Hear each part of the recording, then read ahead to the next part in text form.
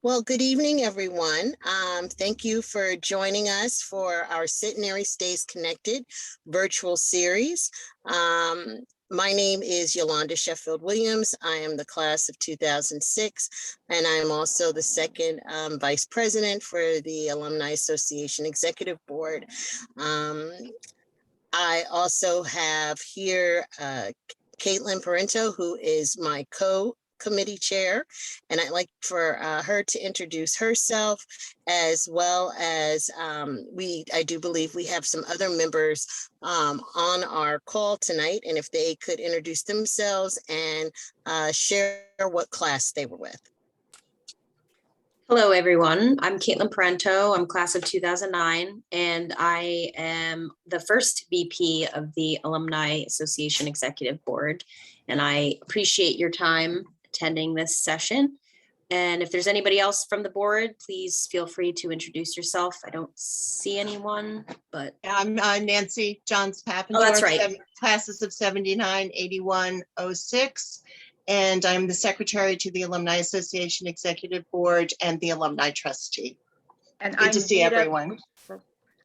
I'm Vita Romanelli, young classes of 78 and 80, and I'm on the AAEB, and I'm a past president and now a member at large. my apologies, ladies. I'm out in space. As usual.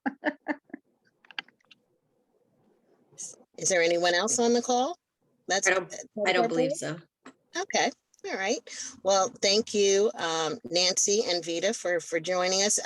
Nancy is also on our committee, who has helped us with organizing these since its inception over a year ago. So next, what I'd like to do is introduce Elizabeth Freeman. She is the Director of Donor Stewardship, Prospect Research, and Steward Engagement with the Advancement Office. And she would like to share some information and announcements within her department. Oh, thanks, Yolanda. Yeah, just a couple quick notes. University Advancement is going to host a week-long thankathon. And that's going to be running from November 15th to the 19th. This is a wonderful event, and where we just simply call and thank the donors, for their past support. We're just going to spread some love, some gratitude, show our appreciation. I heard that Karen will be supplying pizza for anyone who wants to volunteer at night. So anybody that's interested, please let me know. I'll be happy to sign you up and give you more details about the event. Also, we've got our centenarian coming up, and if any all alums participating tonight, I would love to hear from you so we can get news and notes into our magazine. So, just feel free to contact me. Photos are welcome. So, very excited about hearing from you and sharing what's going on in your lives. So, and that's it for me. Okay. Well, thank you, Beth, for those upcoming events, and hopefully we will be able to get some volunteers this year. It's very exciting. Now, I would like to introduce our keynote speaker, who everyone came to listen to tonight, President Dr. Bruce Murphy, who will be kicking off the 2021-22 academic year. He is going to be talking about the start of the new school year and some exciting events and projects to come. And I just like to share that I participated with Move-In Day for the freshmen, and it was just so exciting just to be back on campus. Meeting the freshmen, meeting the parents, seeing folks that I hadn't seen in over a year and a half, who were staff there, and it was just very exciting. And it was just, I just hope that we will be able to continue to be back and be on campus and see everyone. Dr. Bruce Murphy, I'm letting you continue on and lead. Thank you very much. Hi, I am Bruce Murphy, and this is my wife Jean, and we're here on campus in the President's house. Hi, everybody. So Thank you all for coming out tonight. And I want to, I'm going to have a few slides that I'd like to show you as we go through this. Can you all see those? This will work best if you put the in the upper right hand, you put speaker, put it on speaker and screen side by side. I think that is how it usually works best. And we'll see if we can get through this. Okay. So I've been asked to talk about kickoff of the 2021-22 academic year. It's finally here. We are into it. We're 2 weeks into the school year with students back. And so I just want to give you a few points. I always like to, when I worked with the Air Force, they had a saying. They used to say BLUF, and that stands for bottom line up front.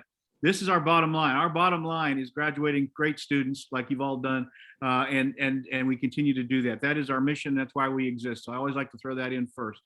So let me talk about some additions to this Centenary team over the last year, actually. And so we've got quite a few folks that have joined us, and you can see that it covers pretty much all of the different areas. It covers, both faculty and staff, all the different offices that we have.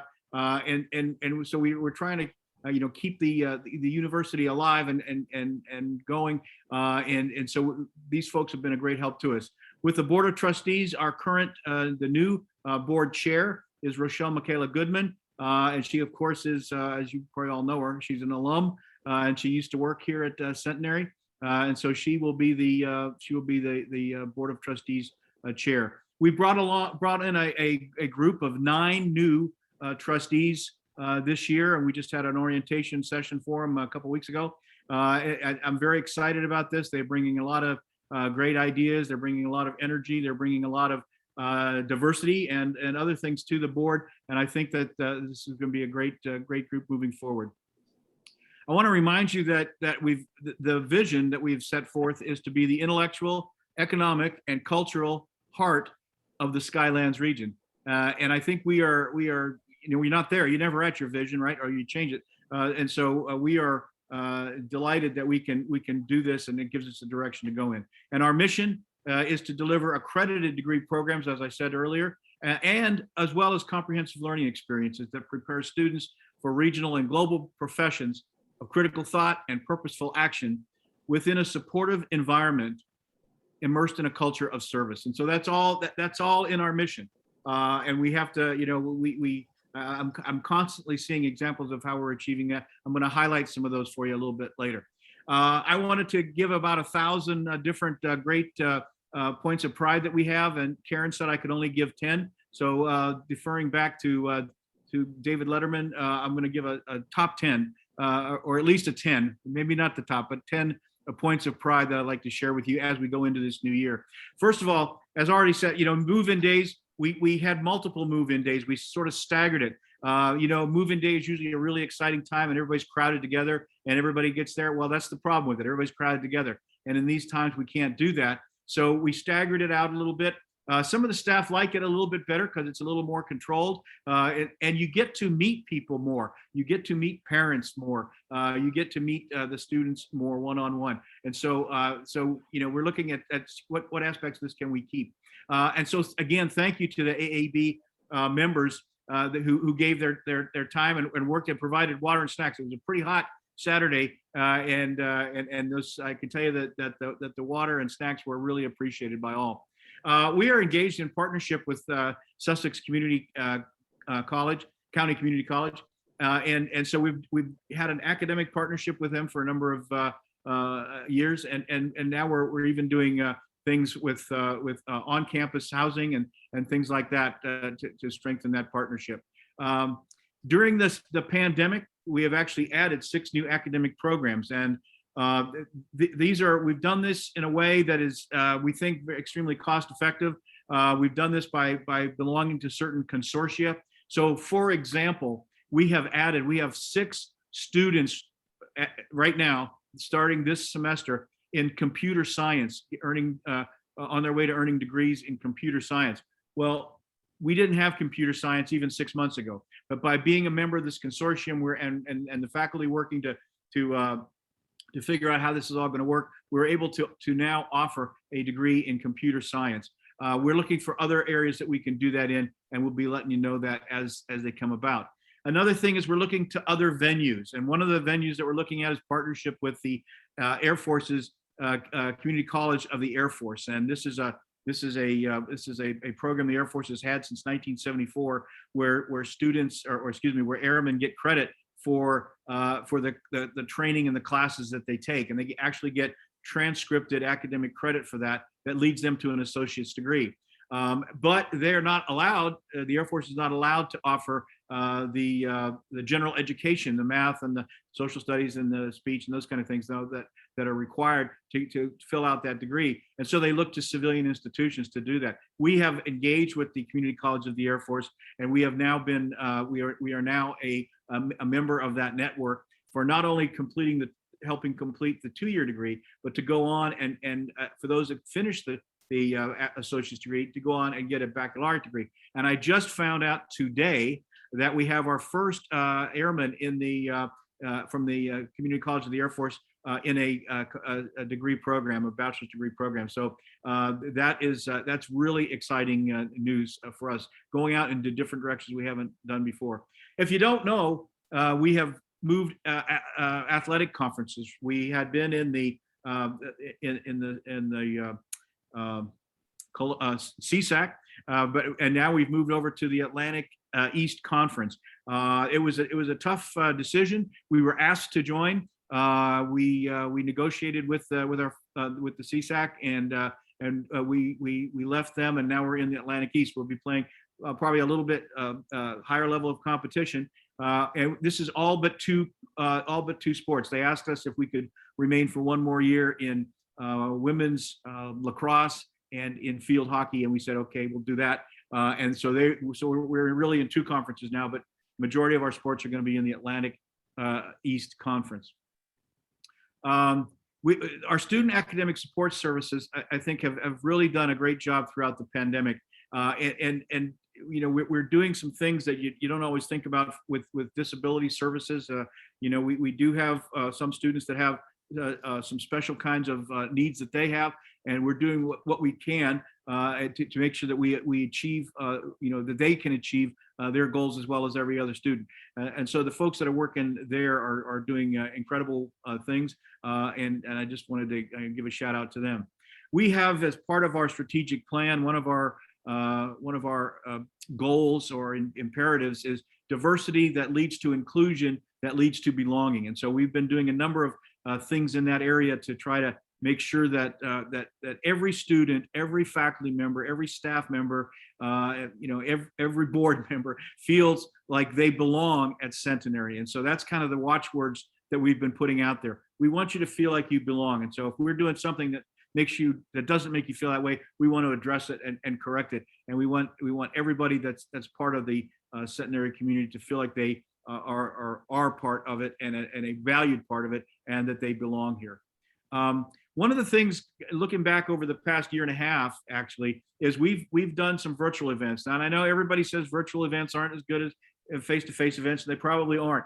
But I am very proud of the work that we've done to put on those virtual events and to do things like live streaming, to learn new skills, new things that we didn't know how to do before, and be able to present that. We had what Karen likes to call the first virtual university presidential inauguration in the world. And I scaled her back to the country, and then I scaled her back to New Jersey. I don't know how wide that goes, but we know it was one of the first. And I'll tell you that today in a newspaper article from Oklahoma University of Oklahoma, they're having their presidential inauguration. They put out a piece about it, and they mentioned Centenary University, and they gave you know, quite a shout out to us. I think that was pretty interesting. We had the all-class alumni reunion, again, virtual. I thought it was a great event, you know, considering all things considering. And then I think most of you know, we live streamed 3 Centenary Choice commencement events. And when we say Centenary Choice, that means that you get to choose. You can come in person, and if you come in person, you know, we social distance, and we do masks, we do other kinds of things. But if you want to be there, actually be there, you can also be there remotely. And I thought, for those of you that saw the commencement ceremonies, I thought it was great that when the student's name was called, If they were there, they walked across the stage. If they weren't there, their picture came up right in order. It wasn't all you other guys, we'll talk to you later. It was right in the same order as if they'd been there. I got tremendous, a lot of comments of how much people appreciated the commencement events. We did a Wednesday evening for the graduate students in the graduate programs. We did two graduations on Saturday, one in the morning, one in the afternoon, for the undergraduates. And then we did, because as you recall, we did a totally virtual class of 2020 commencement. We did a special event for them on Friday night. People liked it. People liked it, and I don't know why. Maybe if you have ideas, let me know. We'll think more about it. But I think it highlighted the student more. I thought it made the student feel like they were a little bit special. They weren't just crammed in like sardines and everybody here's your thing, get on. And so I thought that it was it made them feel a little bit more special. And I think it that the fact that they could have virtually as many people watching it as possible, they could do that. So anyway, we learned some things in this pandemic, and that one of the things we learned is that we have to be able to present in multiple modes, that we have to be able to do things live, and we have to be able to do things at a distance when called for. The next one is we had instead of the gala, we had the virtual scholarship event, and that was a tough decision. I know for Karen and others, that was it was a tough decision because on the one hand, you really like to get together. On the other hand, you've got a pandemic and you can't really do that. So, but even with that, we raised more than $100,000. I think that's a real tribute to folks that they can do it. So I think what we're looking at for next year is again a combination, a Centenary choice. If you want to come in person and you want to have be live and go and put on fancy clothes and walk down the red carpet, we can do that. If you don't want to do that, you can participate remotely in a different way. So keep your keep your antenna up for us rolling that out. Everybody wants to know about enrollment. So our enrollment right now, traditional undergraduate is 1025, which is up from last year, which was up from the year before that. So, we've been tracking. Now, let me just talk a little bit about that. Nationwide, the enrollment is off, and particularly particularly for after the first year. And so that's we had an actual increase. We had about a 12% increase this year in first time freshmen and transfers. But returning, we lost some on returning, and we didn't do as bad as the national average, but it hurt. The pandemic, as you all know, is having effects on everybody, and so so we lost some of those. We're doing everything we can to try to stick with them, to try to talk to them and understand why they're not coming back, and see if there's anything we can do to help them. And then I guess my bottom line is I'm very, very proud of continuous operations throughout the pandemic. And when I say continuous operations, we from when we went into the remote mode last year on March 16th of 2020, all the way through now, we haven't missed a single day of class due to the pandemic. That is a tremendous, I tell that to some of my colleagues and they can't believe it, but it's true. We got lucky on a couple of things. Timing was very good for us on a couple of things, but that is very unusual that we didn't miss a single day of class. I attribute that to the faculty that were able to pivot and be able to get ready to turn around and teach classes that Monday. I attribute it to some of the things that we've done in the last couple of years with IT and putting in some things that at the time, maybe seemed like we didn't really need, but we did it, and because we had them, we were able to make that switch. And so it's it's an all hands event that does that. We've had people that have done things that aren't really in their job descriptions and sometimes not even in their skill sets, and they've been able to rise to the occasion, and I'm just extremely proud of the work that everybody's done. In that regard, I'll tell you that again, this is a national trend, but as you know, it's stressful. It's very stressful on students. They're telling us things about the incoming freshmen, nationally and regionally. That there are signs of stress, and we are doing what we can to gear up to assist them, any way that we can do it. Let me talk just a little bit more about what we've done and what we're doing in combating COVID-19. So, this hit everybody, and we've all had to, these words up here wouldn't have made sense a year and a half ago if I said, can anybody identify anything up there? You'd probably say, So these are things that now we're becoming very familiar with, that we're working with day in and day out. We're dealing with, and one of the things that I'm again proud of is Centenary Cares. As you know, the federal government provided money to institutions, to about 6,000 colleges and universities across the country, and provided monies. And they divided the share that every institution got had two parts. One part was for the institution, and that was to address things that were related to the pandemic, such as buying PPE, such as converting spaces, such as plastics and plastic shields and things like that. Testing, the costs of testing and so forth. So they provided that, about half, actually a little bit less than half of that. The other part of it, the other half of that was supposed to go directly to students.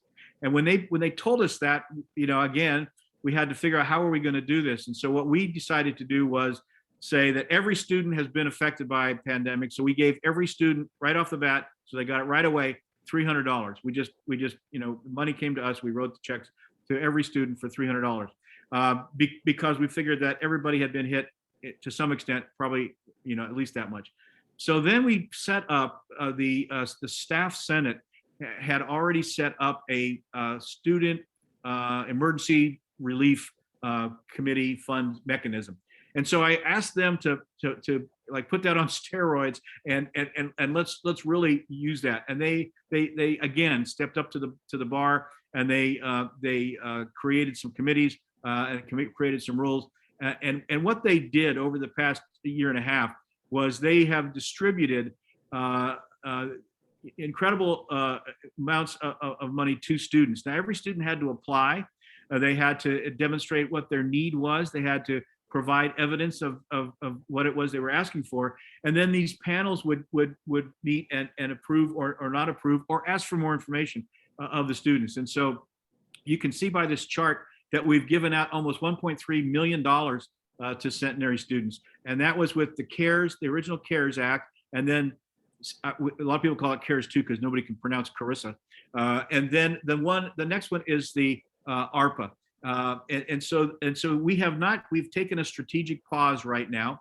We're reforming those committees. We're trying to come up with another way to do this, because quite frankly, that was hard work, very hard work. And you can imagine the folks that were doing that have really put in yeoman's duty, and so they need a break. And so we're gonna reshuffle that a little bit and start up probably around in a month or so. We'll start organizing that again, and students can still get that for the next round. And the next round, the ARPA, is going to be even more money than the first two.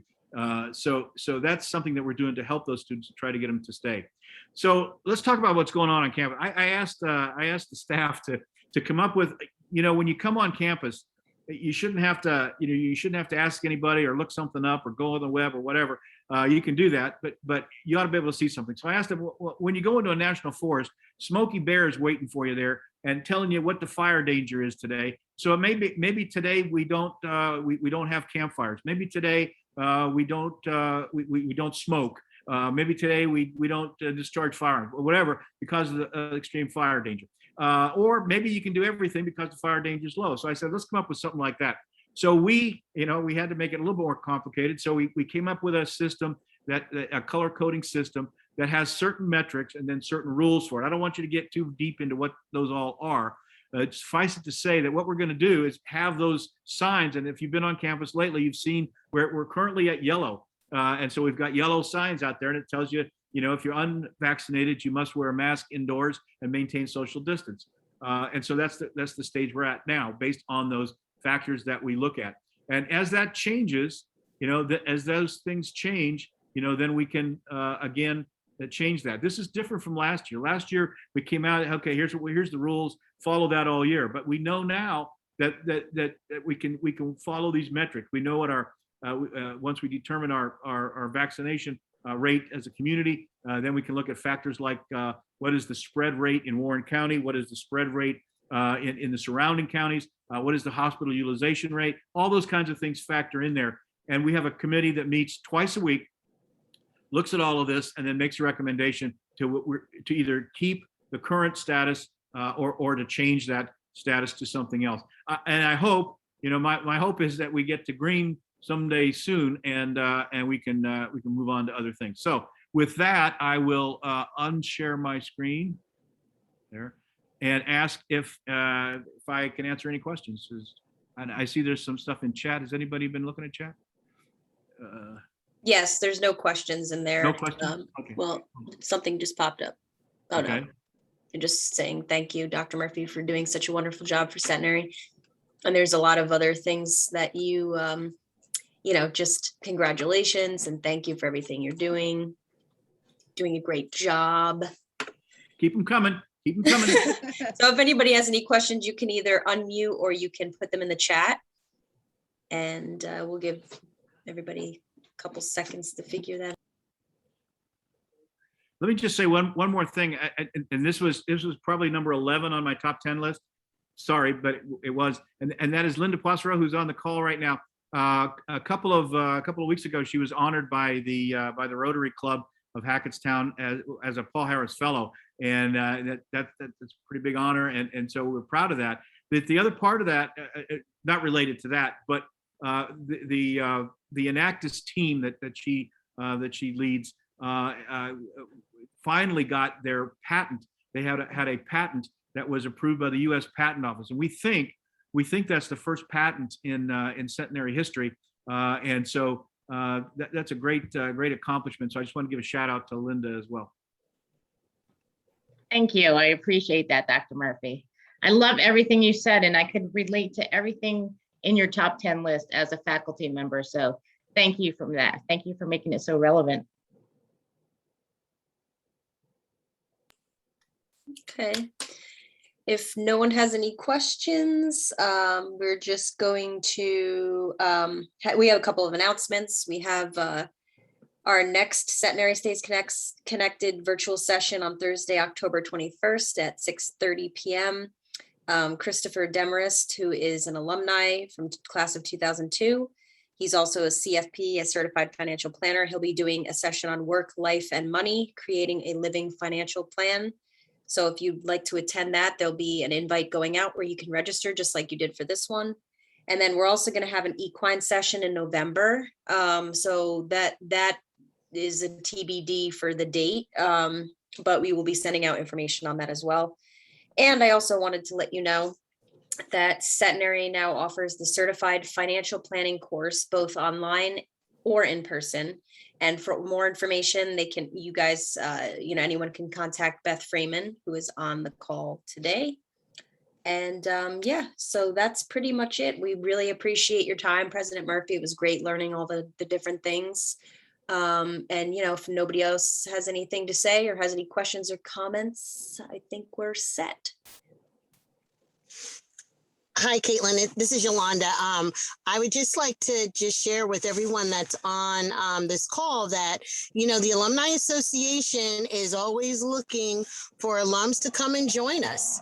We have a great group. We have interesting, events that we like to do. I mean, this virtual, series has become something that's part of us, and it continues to grow, and this is one way of us continuing to connect with alums. And we just welcome anyone who's interested in learning more about the AAB to please reach out to the advancement office, and we'd love to talk to you about the Alumni Association.